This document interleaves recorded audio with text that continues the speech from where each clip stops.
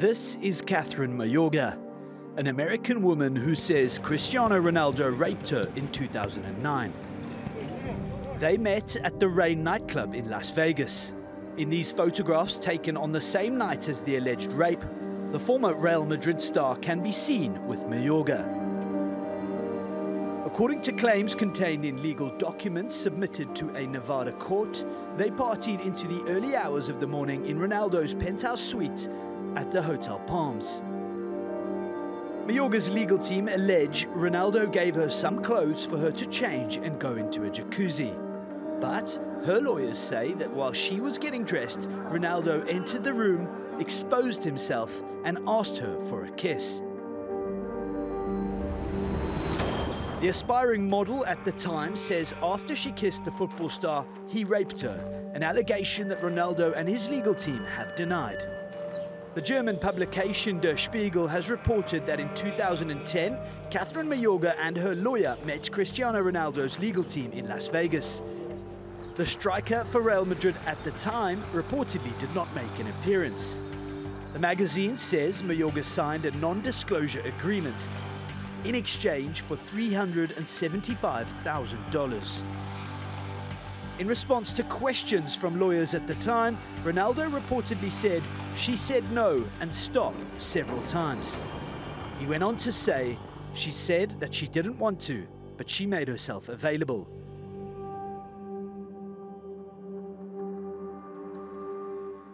Der Spiegel first published the story last year, but now says it's obtained an interview with Mayorga, who says she has a new lawyer and has been inspired by the Me Too movement.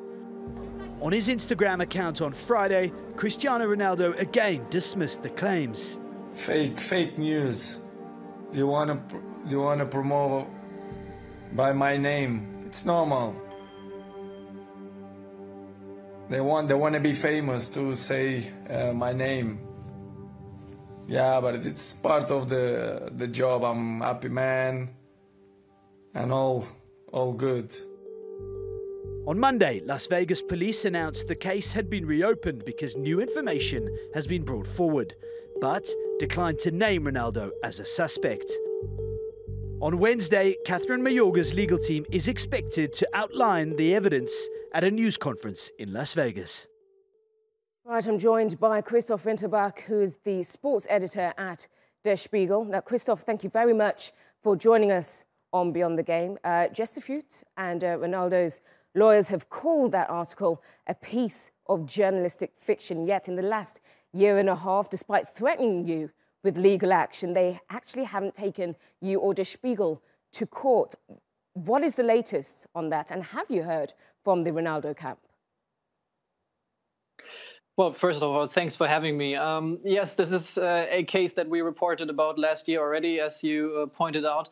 And Cristiano Ronaldo's lawyers threatened us to publish, when we published this story, that they would sue us. As you say, to this day, since they announced that last year, we haven't received anything like that from them.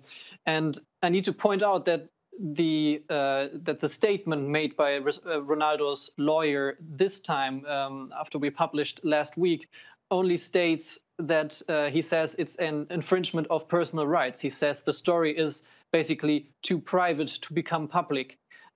He's not contesting the content of that story. Ronaldo, of course, denies that he raped Catherine Mayorga in 2009. But there's nothing where they say that we only refer to fake documents or something that Ronaldo seems to imply when he calls us fake news. Okay, well, we just mentioned that your publication first reported on the non-disclosure agreements last year, spring 2017.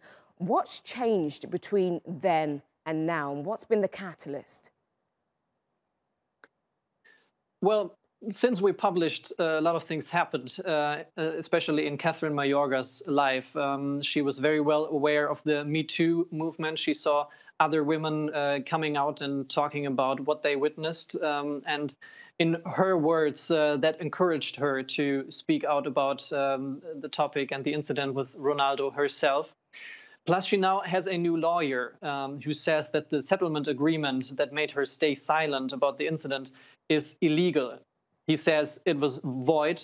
She was not allowed, she was not capable to sign it back in 2010 because in his perspective, she was traumatized and she wasn't able to sign the documents. And he says the way that Ronaldo's lawyers made her sign the document was illegal. That's why they're fighting this settlement agreement in court in Nevada. Okay, well, speaking of Miss Mayorga, she said that she's terrified that someone might do something to her.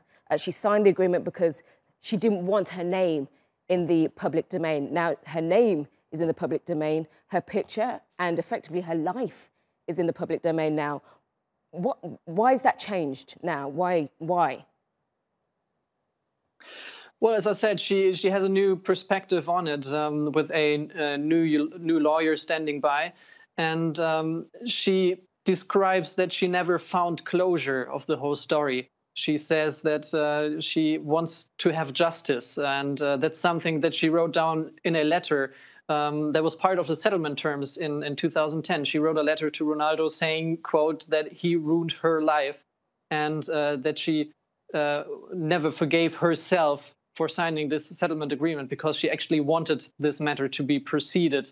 But back then she was, according to her account, very afraid of speaking out publicly because, as you said, he's got millions of fans and she was afraid of being harassed by them. Okay, well, you obviously interviewed her recently.